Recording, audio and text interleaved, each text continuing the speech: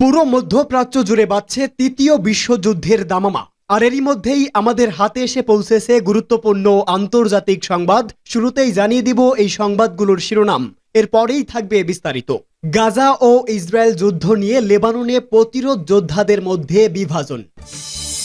পরেই জানিয়ে দিব হিজবুল্লাহর আল রেদওয়ান বাহিনী কতটা দুর্ধর্ষ।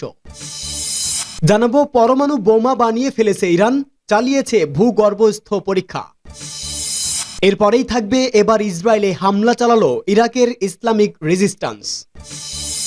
সর্বশেষ জানিয়ে দিব আমরা সম্পূর্ণ যুদ্ধের জন্য প্রস্তুত, ইরানের পররাষ্ট্রমন্ত্রীর হুঁশিয়ারি। এতক্ষণ শুনছিলেন সংবাদ শিরোনাম, এবারে বিস্তারিত। লেবাননে প্রতিরোধ যোদ্ধাদের মধ্যে বিভাজন। লেবাননে ইসরায়েলের সাম্প্রতিক অভিযানের মধ্যে দেশটির সশস্ত্র গোষ্ঠী হিজবুল্লাহর প্রতিরোধ যোদ্ধাদের মধ্যে বিভাজন দেখা দিয়েছে। এতদিন গাজার মানুষের পাশে থাকা প্রতিরোধ যোদ্ধারা এখন নিজের আখের নিয়ে ব্যস্ত। পরিস্থিতি বলছে মুসলমানদের ভেতরে বিভাজনের যে বীজ বপন করতে চেয়েছিল ইসরায়েল, তা বোধ হয় কাজ করেছে।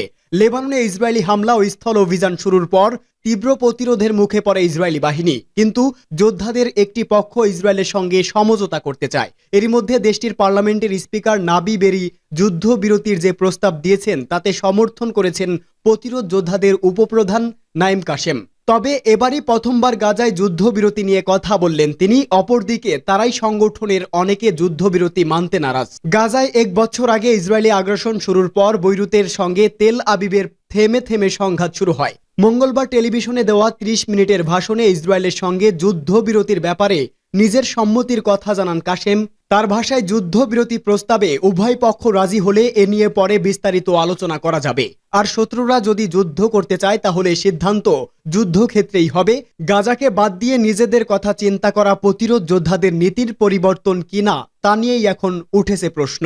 হিজবুল্লাহর আল রেদওয়ান বাহিনী কতটা দুর্ধর্ষ, নিজেদের মাটিতে হিজবুল্লাহ কতটা ভয়ঙ্কর হতে পারে তার প্রমাণ পেয়ে গেছে ইসরায়েল। গাজায় 1 বছর ধরে চলমান যুদ্ধের মধ্যেই হিজবুল্লাহকে ধ্বংস করার লক্ষ্য নিয়ে গেল সপ্তাহে লেবাননে হামলা চালায় তেল আবিব। তবে 1 সপ্তাহ পরও লেবাননের সীমান্তের ভিতর 1 ইঞ্চি পরিমাণও এগোতে পারেনি ইসরায়েলি সেনারা।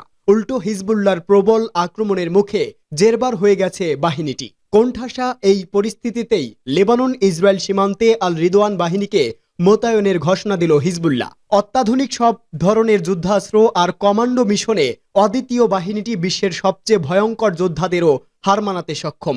ইসরায়েলকে এবার চরম শিক্ষা দিতে নির্দেশ পাওয়া মাত্রই ঝাঁপিয়ে পড়বে আল রিদওয়ানের সেনারা। চলতি মাসেই বিপুল সংখ্যক সেনা ট্যাঙ্কের বহর নিয়ে গোলাবারুদ নিয়ে ঢাকঢোল পিটিয়ে হিজবুল্লাহকে নির্মূলের ঘোষণা দিয়ে লেবাননে স্থল অভিযান শুরু করে ইসরায়েল। তবে প্রথম দিনের অভিযানেই মোতায়েন করা সব ইসরায়েলি সেনার মরদেহ কফিনবন্দি হয়ে ফেরত আসে তেল আবিবে।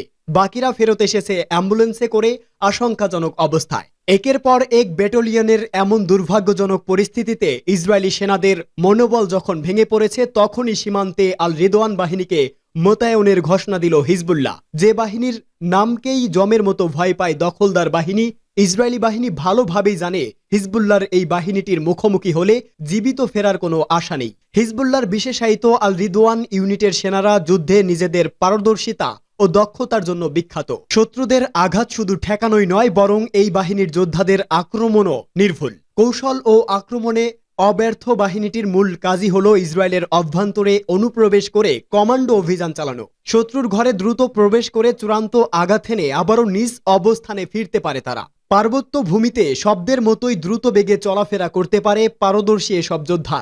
পশ্চিমা থেকে শুরু করে রুশ অত্যাধুনিক অস্ত্র চালাতেও পারদর্শী তারা। স্পর্শকাতর সাইবার যন্ত্র রয়েছে তাদের নিয়ন্ত্রণে। 90-এর দশক থেকেই ইসরায়েলি বাহিনীকে দমনের জন্য রিদওয়ান বাহিনীটি প্রতিষ্ঠা করে হিজবুল্লাহ। 2008 সালে প্রথমবারের মতো প্রকাশ্যে নিজেদের উপস্থিতির জানান দেন তারা। 2023 সালে গাজায় হামাসের বিরুদ্ধে যুদ্ধ শুরুর পর ইসরায়েলি বাহিনীকে ঠেকাতে সিরিয়া ইসরায়েল সীমান্তে মোতায়েন করা হয় রিদওয়ান বাহিনীকে। সেখানেই একের পর এক আক্রমণে তেল আবিবের ঘুম কেড়ে নেয় বাহিনীটি। রেদওয়ান বাহিনীকে নিজের সীমানা থেকে বিতাড়িত করতে একের পর এক অপারেশন চালালেও তাতে ইসরায়েলি বাহিনী ব্যাপক ক্ষয়ক্ষতির মধ্যে পড়েছে। এমনকি লেবাননে এবারের স্থল অভিযান শুরুর কারণও যে কোনো উপায়ে রেদওয়ান বাহিনীকে দমন করা বলেই জানিয়েছে বেশ কিছু গণমাধ্যম। ইসরায়েল সরকার আল রেদওয়ান বাহিনীকে নিয়ে যে চরম আতঙ্কে থাকে তা জানিয়ে দিয়েছে তেল আবিবের বেশ কয়েকজন সাবেক সামরিক কর্মকর্তাও। পরমাণু বোমা বানিয়ে ফেলছে ইরান। বছর দুয়েক আগে ভূমধ্য সাগরের উপর গর্জন করেছিল ইসরায়েলের কয়েক ডজন যুদ্ধ বিমান। সেই মহড়াও ছিল বিশেষ উদ্দেশ্যে, সেটি হলো ইরানের পরমাণু কেন্দ্র। তখন এই ঘটনার জোর প্রচার চালিয়ে ইসরায়েলি সামরিক বাহিনী জানায়, দূরপাল্লার ফ্লাইট সহ বিভিন্ন লক্ষ্যবস্তুতে হামলার উদ্দেশ্যেই এই মহড়া। এর মাধ্যমে যুক্তরাষ্ট্রকে ছাড়াই যে ইসরায়েল ইরানের পারমাণবিক স্থাপনায় হামলা চালাতে পারে, সেটিও পরোক্ষভাবে ওয়াশিংটনকে বোঝাতে চেয়েছিল ইসরায়েল বাহিনী। তেল আবিব একার সক্ষমতায় ইরানের পারমাণবিক কেন্দ্র ধ্বংসের পরিকল্পনা আসছে বছরের পর বছর ধরে। ইরান কখনোই প্রকাশ্যে পরমাণু কর্মসূচি চালানোর কথা স্বীকার করেনি। তারপরও দেশটির উপর নিষেধাজ্ঞার বন্যা বইয়ে দিয়েছে আমেরিকা। তবে এবার যখন ইসরায়েলে প্রায় 200 মিসাইল দিয়ে হামলা চালিয়েছে ইরান, দেশের পরমাণু কর্মসূচির খবর আবারও ট্রেন্ডিংয়ে। সত্যি সত্যিই কি ইরান পারমাণবিক অস্ত্র তৈরি করছে?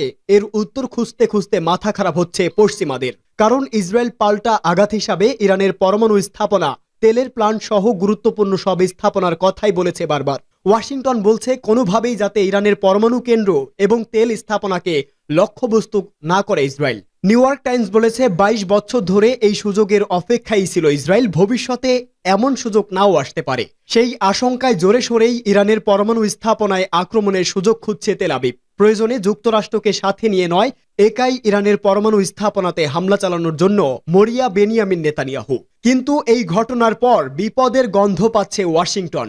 ইরানে ইসরায়েলের হামলা মানে মুখ থুবড়ে পড়বে বিশ্ব অর্থনীতি থেকে নিরাপত্তা। ইসরায়েলের হামলার পর বসে থাকবে না তেহরানও। চারদিক থেকে প্রতিরোধের অক্ষকে পুরোদমে কাজে লাগাবে তেহরান। জল থেকে স্থল, আকাশপথ সব দিক থেকে একযোগে হামলা চালাবে ইসরায়েল সহ পুরো পশ্চিমে। ইরান যে পরমাণু কর্মসূচি জোর করেছে, সেটির আজ পাওয়া গেছে শনিবার। ইরান এবং ইসরায়েলে একটি অস্বাভাবিক ভূমিকম্প থেকেও। শনিবার রাতে ইরান এবং ইসরায়েলে একটি মাঝারি ভূমিকম্প হয়। তবে আশ্চর্যের বিষয় হলো, দুই দেশেরই সামান্য সময়ের পার্থক্যে ভূমিকম্পটি অনুভূত হয়েছে। রিক্টার স্কেলে এই তীব্রতা ছিল 4.5। প্রতিরক্ষা বিশেষজ্ঞদেরও শঙ্কা, এটি ভূমিকম্প নয় বরং ভূগর্ভস্থ পারমাণবিক অস্ত্র পরীক্ষা চালিয়েছে ইরান, যার কারণে দুই দেশেই অনুভূত হয়েছে কম্পন। সেটির ইঙ্গিত দিয়েছে ইরান নিজেও। ইরান অবজারভারের এক্সে দেওয়া বার্তায় আয়াতুল্লাহ খামেনির প্রতিনিধি বলেছে, প্রয়োজন হলে আমরা পারমাণবিক অস্ত্র তৈরি করব।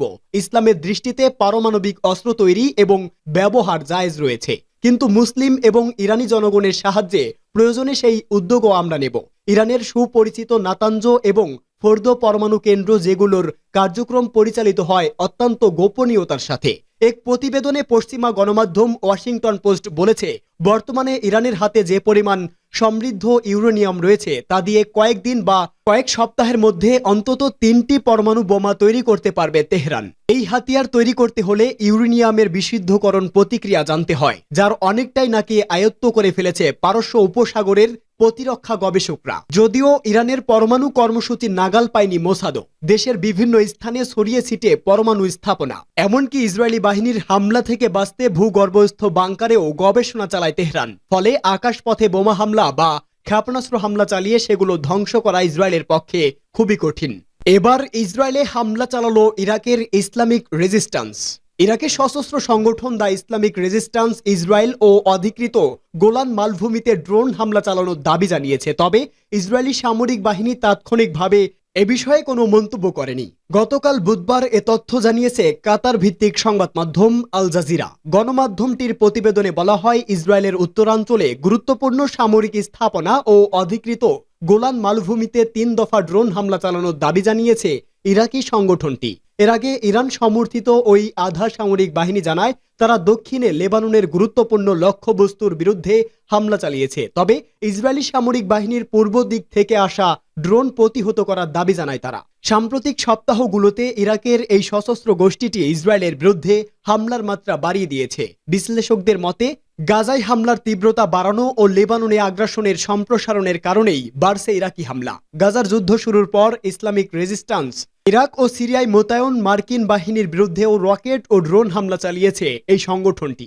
আমরা যুদ্ধের জন্য প্রস্তুত, ইরানের পররাষ্ট্রমন্ত্রীর হুঁশিয়ারি। ইসরায়েলের সঙ্গে টানাপোড়েনের মধ্যে মধ্যপ্রাচ্য অঞ্চলে উত্তেজনা বৃদ্ধির কোনো আকাঙ্ক্ষা ইরানের নেই বলে জানিয়েছে দেশটির পররাষ্ট্রমন্ত্রী সৈয়দ আব্বাস আরাকচি। তবে তিনি এও বলেছেন যে ইসরায়েল যদি সত্যিই হামলা করে সেক্ষেত্রে তা মোকাবেলা করার জন্য সম্পূর্ণ প্রস্তুত ইরান। রাজধানীর তেহরানে এক মতবিনিময় সভায় ইরানের পররাষ্ট্রমন্ত্রী একথা বলেন। আমরা এর আগে অনেকবার বলেছি যে ইরান কখনো মধ্যপ্রাচ্যে উত্তেজনা বৃদ্ধি করতে চায় না। তবে এখনকার বাস্তবতায় একটি কথা স্পষ্ট করা প্রয়োজন যে আমরা যুদ্ধ ভয় পাই না।